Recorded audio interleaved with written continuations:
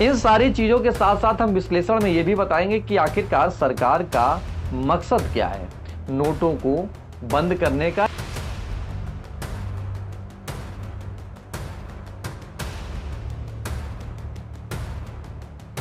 लेकिन यह बात तो तय है, इन सारी बीचों के बीच में जब एक आम आदमी से बात होती है तो वो ये कह रहा था कि पिछले एक साल,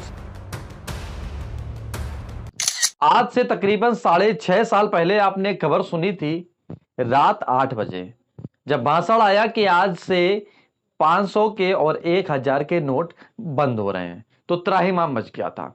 लेकिन 6 साल बीत जाने के बाद में एक बार फिर से जब देर शाम खबर आई कि 2000 के नोट बंद हो रहे हैं तो फिर से एक बार पहली बार सुनने में तो खलबली लोगों को जरूर मची। लेकिन इसके बाद क्या हुआ वो हम बताएंगे इस वीडियो में। नमस्कार, मेरा नाम है दुर्गेश मिश्रा, हाजिर हूं एक बार फिर से नए मुद्दे के साथ में। वीडियो अंत तक देखेंगे तो आप यह जानेंगे कि 2000 के नोट कब तक प्रचलन में रहेंगे, 2000 नोट को बदलने की तारीख, शुरुआती तारीख क्या रहेगी। तीसरी बात बताएंगे, इन सारी बातों के साथ साथ उत्तर प्रदेश के सपा पार्टी के अध्यक्ष अखिलेश यादव ने क्या बोला है मोदी को लेकर और नोट को लेकर, इस वीडियो में हम वो भी बताएंगे। शुरुआत करते हैं 2000 नोट के बंद होने की खबर से। जब ये खबर आई तो सोशल मीडिया पर मीम्स बनने लगे, लोग तरह तरह की बातें करने लगे। यानी कि कुछ लोग ने यह भी कहा कि जितने तो नोट नहीं हैं उससे ज्यादा मीम्स बनने लगे हैं। अपनी अपनी प्रतिक्रियाएं सोशल मीडिया पर वायरल होने लगी।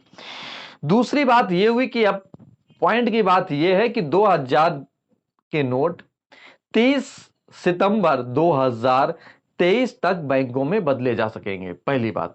और इसकी शुरुआती तारीख है 23 मई 2023 से यह बैंक में इसकी शुरुआत हो जाएगी, यानी कि नोट बदलने की, पहली बात।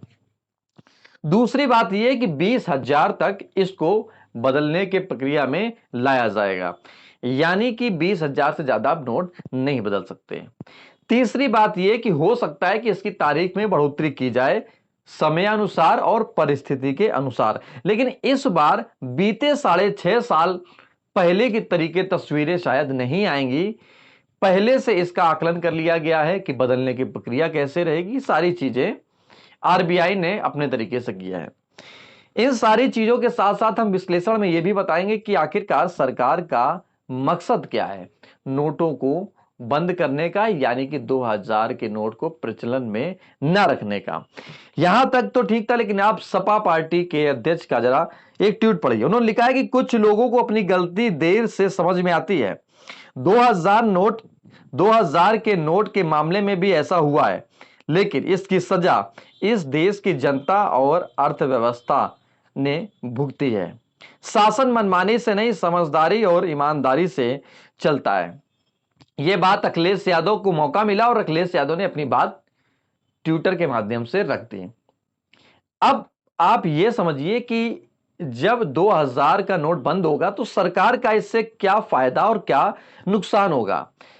नुकसान की समय सीमा या नुकसान के तरीके ये शायद बैंक के अर्थशास्त्री लोग अच्छे से बताएंगे और सरकार के वो व्यक्ति अच्छे से बताएंगे जो वित्त मंत्रालय में वित्त तरीके से काम कर रहे हैं।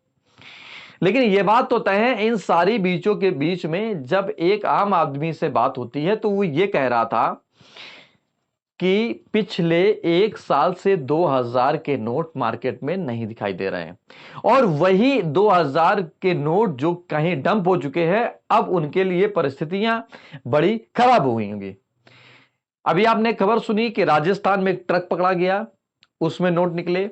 इसके बाद एक संस्थान में नोट पकड़े गए। जैसे ही खबर आती है कि 2000 के नोट बंद हो गए तो संस्थान के अंदर लगभग 2 करोड़ रुपए के नोट पकड़े गए। ऐसी अन्य तस्वीरें अभी जरूर आएंगी कि जहां पर 2-2 हजार के नोट डंप हैं।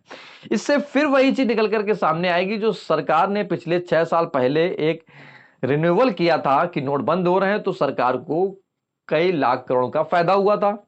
उसी तरीके से जब अब 2000 का नोट बंद हो रहा है तो कई लाख करोड़ रुपए का फायदा फिर से होगा। क्यों? क्योंकि ये नोट बड़े बड़े उद्योगपति, बड़े बड़े ठेकेदारों, बड़े बड़े अवैध तरीके से कमाए गए या अर्जित किए गए धन लोगों के पास में इकट्ठा है, आम आदमी के पास तो ये जरूर नहीं है। लेकिन इसका फायदा क्या होगा, जो बीता 6 साल हुआ है उसमें जो आकलन किया गया उसी आकलन के तहत अब 6 साल बाद यह निर्णय लिया गया। दूसरी बात एक यह है कि 2024 में जो चुनाव है उस चुनाव में इन पैसों का उपयोग ना किया जा सके। पॉइंट की बात है, 2000 का नोट चुनाव में फायदा ना हो, यानी कि चुनाव अपने समय सीमा पर होगा 2024 में, और उसके पहले बड़े बड़े काले धन से कमाए जाने वाले रुपए या लोग ये रुपए का उपयोग ना कर पाए। दूसरा पॉइंट यह है कि इसी का जो टैक्स रिन्यूअल होगा, जो बैंकिंग को फायदा होगा, यह सीधे सरकार को फायदा होगा।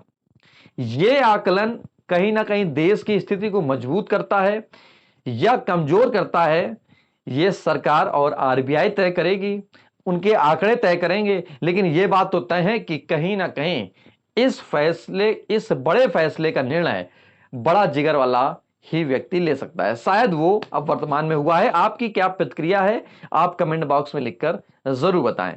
क्या ये नोट बदलने चाहिए या लगाम लगनी चाहिए या ऐसे प्रचलन में चलते रहना चाहिए? अगर आपको वीडियो पसंद आया तो वीडियो को लाइक, कमेंट, शेयर करें और कमेंट बॉक्स में यह लिखकर जरूर बताएं कि क्या यह मोदी का फैसला सही है या गलत है। नमस्कार।